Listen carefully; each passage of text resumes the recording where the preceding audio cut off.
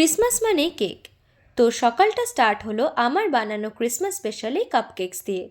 তারপর খেয়ে নিলাম আমার প্রোটিন শেক। আর এই হলো আমার ক্রিসমাস গিফটস। লাঞ্চের জন্য মা এখানে মাছ ভাজছে। আজ না ভীষণই ঠান্ডা পড়েছিল, বেরোতে তো একদমই ইচ্ছে করছিল না। তবে ক্রিসমাসের সময় চার্চে যেতে না আমার খুবই ভালো লাগে। তাই সন্ধে নাগাদ একটু রেডি হয়ে নিলাম চার্চে যাব বলে।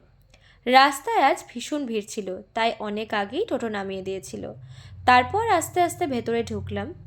চার্চটা আজ খুব সুন্দর করে ডেকোরেট করা হয়েছিল। তারপর কিছুক্ষণ চার্চে ঘোরাঘুরি করে চলে গেলাম সুনিতার বার্থডে পার্টিতে। গিয়েই তো বসে পড়লাম উনো খেলতে। কিছুক্ষণ খেলার পর বার্থডে সেলিব্রেট করা হলো। মাঝে আন্টি কেক পায়েস দিয়েছিল, তবে সেলিব্রেশনের মাঝে সেসব ক্লিপস আর নেওয়া হয়ে ওঠেনি।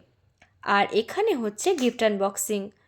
তারপর কিছুক্ষণ আড্ডা দিয়ে সবাই ডিনার করে নিলাম। ডিনারে ছিল পোলাও, ছোলার ডাল, পনির। So that was it.